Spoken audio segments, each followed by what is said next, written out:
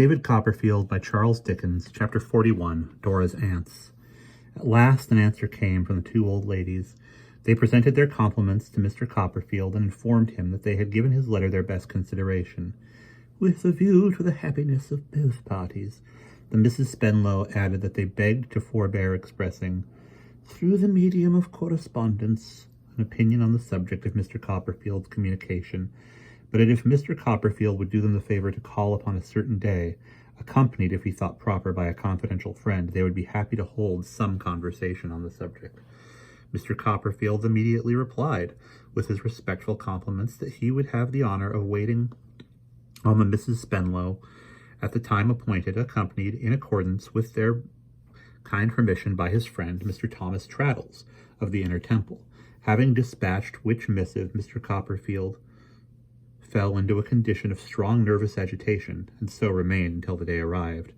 It was with a great augmentation of my uneasiness to be bereaved at this eventful crisis of the inestimable services of Miss Mills, but Miss Mills, who was always doing something or other to annoy me, or I felt as if he, but Mr. Mills, who was always doing something or other to annoy me, or I felt as if he were, which was the same thing, had brought his conduct to a climax by taking it into his head that he would go to India and Julia with him, and Julia went into the country to take leave of their relations. Excellent fellow as I knew Traddles to be, and warmly attached to him as I was, I could not help wishing on that delicate occasion that he had never contracted the habit of brushing his hair so very uptight. It gave him quite a surprised look, not to say a hearth-broomy kind of expression, which, my apprehensions whispered, might be fatal to us. I took the liberty of mentioning it to Traddles as we were walking to Putney, and saying that if he would smooth it down a little, "My dear Copperfield," said Traddles, lifting off his hat and rubbing his hair all kinds of ways, "nothing would give me greater pleasure, but it won't." "Won't be smoothed down," said I. "No," said Traddles. "Nothing will induce it, I assure you. It's quite an old story. My unfortunate hair. It stood very much in my way, too, when I first fell in love with Sophie. Very much." "Did she object to it?" "She didn't," rejoined Traddles, "but her eldest sister, the one that's the beauty, quite made game of it, I understand. In fact, all the sisters laugh at it." "Agreeable," said I. "Yes," returned Traddles with perfect innocence. "It's a joke for us. They pretend that Sophie has a lock of it in her desk, and is obliged to shut it in a clasped book to keep it down. We laugh about it." His honest face impresses me more in the remembrance than it did in reality, for I was by this time in a state of such excessive trepidation that Traddles proposed a gentle stimulant in the form of a glass of ale. This having been administered at a neighbouring public house, he conducted me with tottering steps to the Mrs. Spenlow's door. I had a vague sensation of being, as it were, on view when the maid opened it, and of wavering somehow into a quiet little drawing-room on the ground floor, commanding a neat garden, also sitting down here on a sofa and seeing Traddles' hair start up. Now his hat was removed, like one of those obtrusive little figures made of springs that fly out of fictitious snuff-boxes when the lid is taken off. Also of looking round the room for any signs of Dora and seeing none. Also of thinking that Jip once barked in the distance and was instantly choked by somebody. Ultimately, I found myself bowing in great confusion to two dry little elderly ladies dressed in black. There was a display of 6 or 8 years between the two sisters, and the youngest appeared to be the manager of the conference, inasmuch as she had my letter in her hand. "Mr. Copperfield, I believe," said the sister who had got my letter, addressing herself to Traddles. This was a frightful beginning. Traddles had to indicate that I was Mr. Copperfield, and I had to lay claim to myself. To improve it, we all distinctly heard Jip give 2 short barks and receive another choke. "Mr. Copperfield," said the sister with the letter. I did something, bowed, I supposed, and was all attention when the other sister struck in. "My sister Lavinia," she said, "being conversant with matters of this nature, will state what we consider most calculated to promote the happiness of both parties." I discovered afterward that Miss Lavinia was an authority in affairs of the heart by reason of there having anciently existed a certain Mr. Pidger, who played short whist and was supposed to have been enamored of her. My private opinion is that this was entirely a gratuitous assumption, and that Pidger was altogether innocent of any such sentiments, to which he had never given any sort of expression that I could ever hear of. Both Miss Lavinia and Miss Clarissa had a superstition, however, that he would have declared his passion if he had not been cut short in his youth at about 60 by over-drinking his constitution. Our niece's position, or supposed position, is much changed by our brother Francis's death, said Miss Lavinia, and therefore we consider our brother's opinion as regarded her position as being changed too.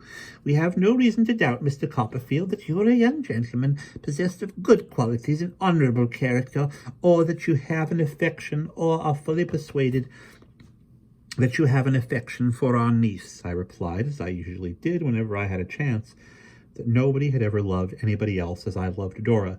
Traddles came to my assistance with a confirmatory murmur. Miss Lavinia was going to make some rejoinder when Miss Clarissa struck in again. If Dora's mamma, she said, when she married our brother Francis, had at once said that there was not room for the family at the dinner table, it would have been better for the happiness of all. Sister Clarissa, said Miss Lavinia, perhaps we needn't mind that now. Sister Lavinia, said Miss Clarissa, it begins to the subject with your branch of the subject on which alone you are competent to speak. I should not think of interfering. On this branch of the subject I have a voice and an opinion. It would have been better for the happiness of all parties if Dora's mamma, when she married our brother Francis, had mentioned plainly that what her intentions were. We should then have known what we had to expect. We should have said, pray do not invite us at any time, and all possibility of misunderstanding would have been avoided.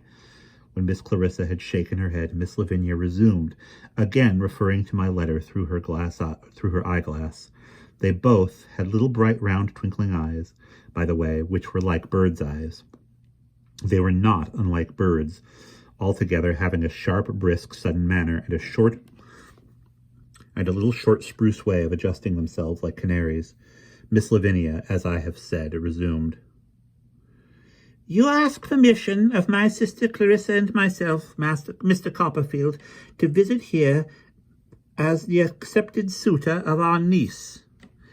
If our brother Francis, said Miss Clara, breaking out again, if I may call anything so calm a breaking out, wished to surround himself with an atmosphere of Doctors' Commons, and of Doctors' Commons only, what right or desire had we to object? None, I am sure. We have ever been far from wishing to obtrude ourselves on anyone. As this appeared to be addressed to Traddles and me, both Traddles and I made some sort of reply. Traddles was inaudible, I think. I observed myself that it was highly creditable to all concerned. I don't in the least know what I meant. Sister Lavinia, said Miss Clarissa, having now relieved her mind, you can go on, my dear.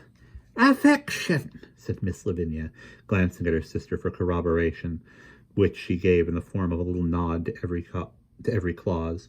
Mature affection, homage, devotion, does not easily express itself. Its voice is low, it is modest and retiring. It lies in ambush, waits and waits. Such is the mature fruit sometimes. A life glides away and finds it still ripening in the shade. Of course, I did not understand then that this was an allusion to her supposed experience with the stricken Pidger.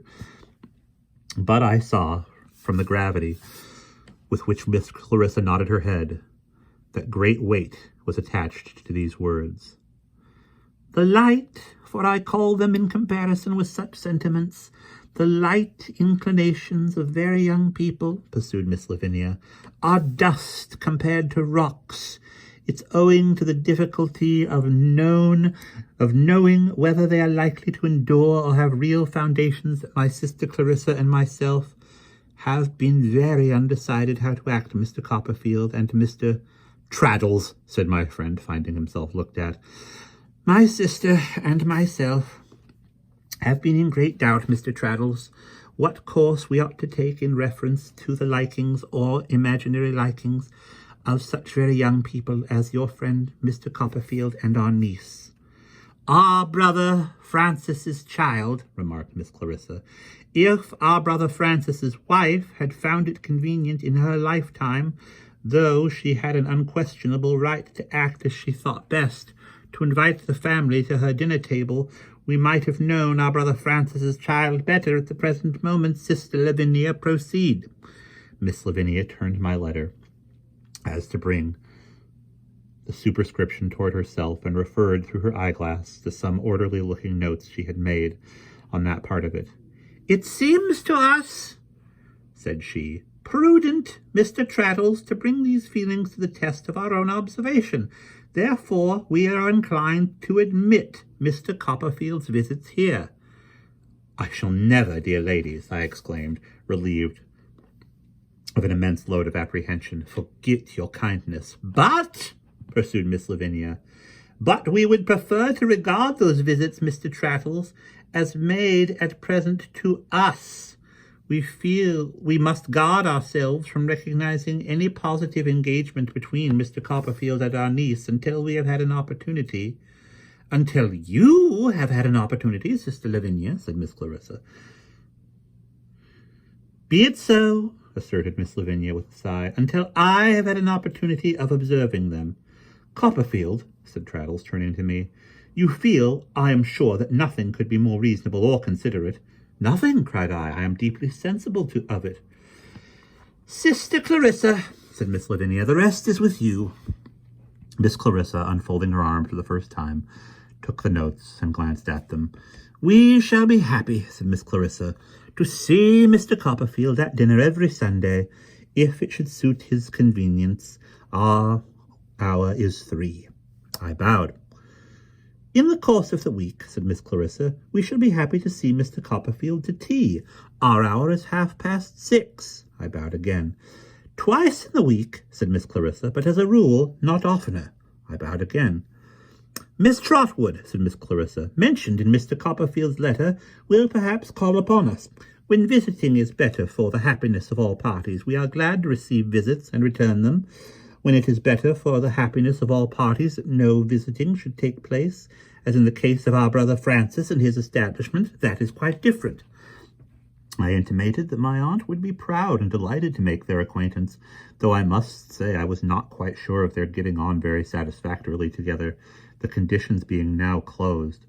I expressed my acknowledgment in the warmest manner, and, taking the hand, first of Miss Clarissa, then of Miss Lavinia, pressed it in each case to my lips. Miss Lavinia then arose, and begging Mr. Traddles to excuse us for a minute, requested me to follow her. I obeyed, all in a tremble, and was conducted into another room. There I found my blessed darling stopping her ears behind the door,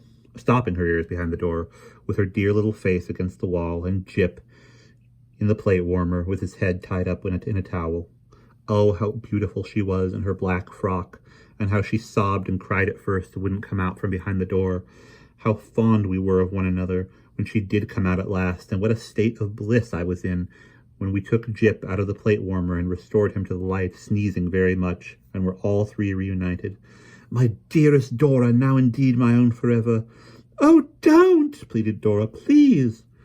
Are you not my own forever, Dora? Oh, yes, of course I am, cried Dora, but I am so frightened. Frightened, my own? Oh, yes, I don't like him, said Dora. Why don't he go? Who, my life? Your friend, said Dora. It isn't any business of his. What a stupid he must be. Excuse me. My love, there never was anything so coaxing as her childish ways. He is the best creature. Oh, but we don't want any best creatures, pouted Dora. My dear, I argued, you will soon know him well and like him of all things. And here is my aunt coming soon, and you'll like her of all things, too, when you know her. No, please don't bring her, cried Dora, giving me a horrified little kiss and folding her hands. Don't! I know she's a naughty, mischief-making old thing. Don't let her come here, Dodie. Which was a corruption of David. Remonstrance was of no use then, so I laughed and admired and was very much in love and very happy, and she showed me Jip's new trick of standing on his hind legs in a corner, which he did for about the space of a flash of lightning and then fell down. And I don't know how long I should have stayed there, oblivious of Mr. Traddles, if Miss Lavinia had not come in to take me away. I had my hands more full than ever now. My daily journeys to Highgate considered, Putney was a long way off, and I naturally wanted to go there as often as I could. The proposed tea drinkings being quite impractical, I compounded with Miss Lavinia for permission to visit every Saturday afternoon, within determined to my privileged Sundays. So the close of every week was a delicious time for me, and I got through the rest of the week by looking forward to it. I was wonderfully relieved to find that my aunt and Dora's aunts rubbed on, all things considered, much more smoothly than I could have expected. Dora's aunts soon agreed to regard my aunt as an eccentric and somewhat masculine lady, with a strong understanding, and although my aunt occasionally ruffled the feathers of Dora's aunts by expressing heretical opinions on various points of ceremony, she loved me too well not to sacrifice some of her little peculiarities to the general harmony. One thing troubled me much. After we had fallen into this quiet train, it was that Dora seemed, by one consent, to be regarded like a pretty toy or plaything. My aunt, with whom she gradually became familiar, always called her Little Blossom, and the pleasure of Miss Lavinia's life was to wait upon her, curl her hair, make ornaments for her, and treat her like a pet child. What Miss Lavinia did, her sister did as a matter of course. It was very odd to me, but they all seemed to treat Dora in her degree much as Dora treated Jip in his. I made up my mind to speak to Dora about this, and one day when we were out walking, for we were licensed by Miss Lavinia after a while to go out walking by ourselves, I said to her that I wished she could get them to behave toward her differently, because you know, my darling, I remonstrated, you are not a child. There, said Dora, now you are going to be cross. Cross, my love. I am sure they're very kind to me, said Dora, and I am very happy. Well, but, my dearest life, said I, you might be very happy, and yet be treated rationally. Dora gave me a reproachful look, the prettiest look, and then began to sob, saying if I didn't like her, why had I ever wanted so much to be engaged to her, and why didn't I go away now if I couldn't bear her?